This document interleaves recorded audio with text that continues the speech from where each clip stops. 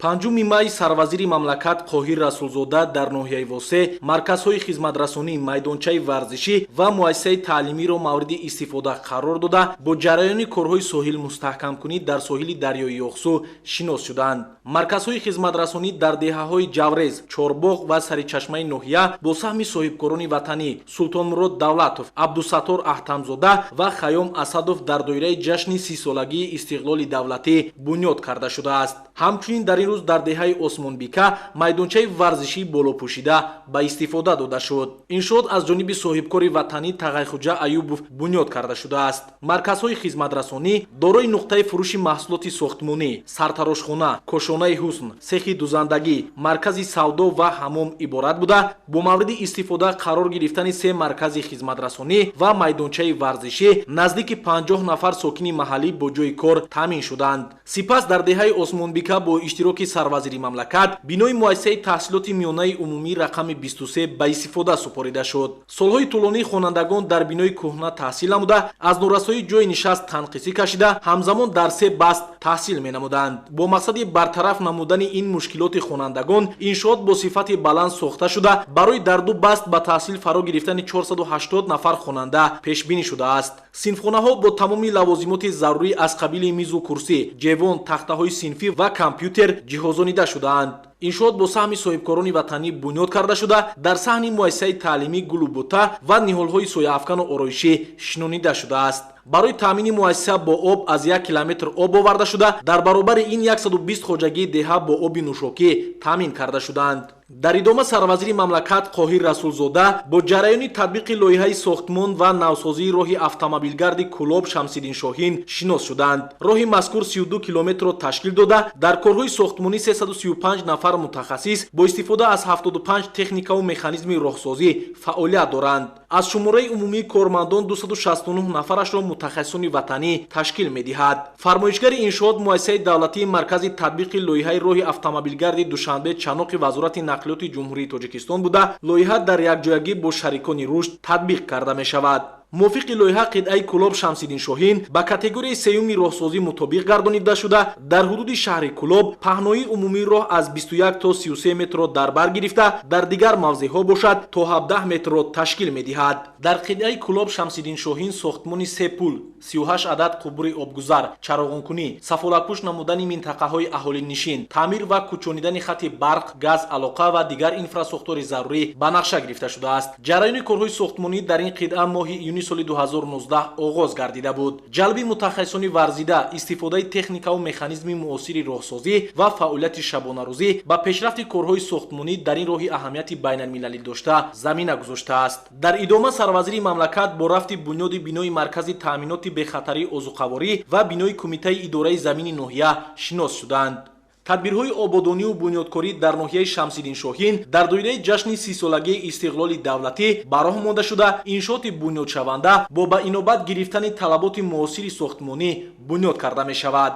Сипас сарвазири мамлакат Қоҳир Расулзода дар шаҳри Кӯлоб бо рафти корҳои сохтмони корхонаи насоҷӣ, биноҳои баландошонаи истиқоматӣ ва рафти корҳои соҳилмустаҳкамкунӣ шинос шуд. корхонаи насоҷии шаҳри Кӯлоб дар маҳаллаи чармгарони Поён мавҷуд буда, имрӯзҳо 50 нафар мутахассиси ватанӣ дар корҳои сохтмонӣ ба кор ҷалб карда шудаанд. бояд қайд кард ки то имрӯз аз ҷониби ҷамъияти дорои масъулияти маҳдуди бунёдду корҳои сохтмонию васлгарии бинои баландошонаи истиқоматӣ иҷро шуда, корҳои сохтмони оҳану бетонӣ дар 8 ошёна ки 70 ҳуҷра дорад ба анҷом расонида шудааст. дар ошёнаи якуми бино бунёди маркази савдо ва хизматрасонӣ пешбинӣ гардида, баъди ба истифода супоридан дар маркази мазкур 30 ҷойи нави корӣ фароҳам оварда мешавад.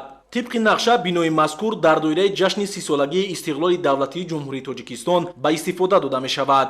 дарёи Ёхсу дар ҳудуди шаҳру деҳоти Кӯлоб 43 километр тӯл кашида, соҳилҳои дарёи мазкур хатарнок гардидааст. дар натиҷаи боронҳои пайдарпай солҳои 2020-2021 сатҳи дарёи Ёхсу баланд гашта, сатҳҳои муҳофизатии мавҷудбудаи мавзеи фурудгоҳ бо дарозии 1,5 километр ва минтутро бо дарозии 300 метр хароб гардонид. ҳамчунин дарёи Оқсуд дар деҳоти ноҳияи Восе низ ба манзилҳои истиқоматии сокинон ва заминҳои кишоварзӣ таҳдид мекунад.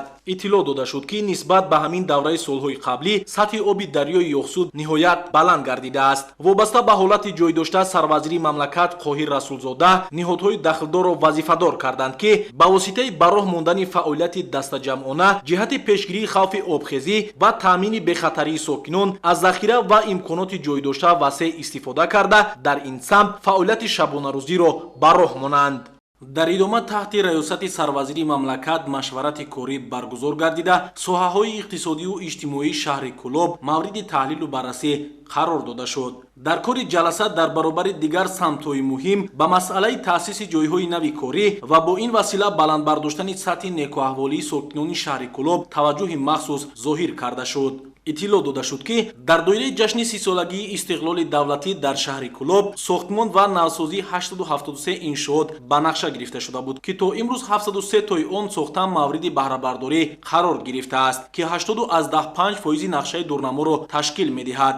ҳангоми бунёд ва навсозии иншоот ба масъалаи таъсиси ҷойҳои нави корӣ ва бо ин васила бо шуғли доимӣ фаро гирифтани сокинон низ таваҷҷӯҳи махсус зоҳир карда шудааст. дар ҷаласа таъкид гардид ки новобаста аз рушди соҳаҳои иқтисодию иҷтимоии шаҳри Кӯлоб то ҳол мушкилот дар шаҳр зиёд мебошад. аз ин рӯ аз масъулон дарки баланди масъулияти бардошт дошта ва иҷрои саривақтии нақшачорабиниҳо талаб карда шуд. ҳамчунин дар доираи сафари кории сарвазири ҷумҳурии Тоҷикистон Қоҳир Расулзода дар коллеҷи ҷумҳуриявии санъати ба номи Кароматлоҳ Қурбонови шаҳри Кӯлоб нимпайкараи ҳунарманди зиндаёд Кароматлоҳи Қурбон ифтитоҳ гардид.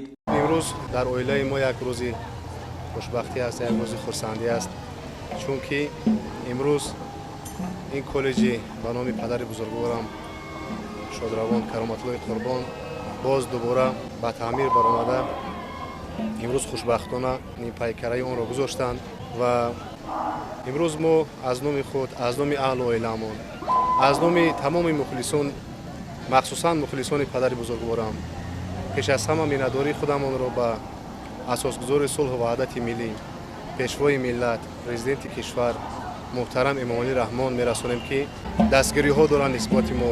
мо фарзандон бошад давомдиҳандаи ин касбу ҳунар ҳастем ва давомдиҳандаи ин мактаби ҳунарӣ ҳастем ва то вақте ҳастем номбардори падар ва номбардори миллати азиз ҳастем. Кароматлоҳи Қурбон ситораи тобноки санъати эстрадии тоҷик буда бо ҳунару истеъдоди волояш дар ёдҳо боқӣ мондааст.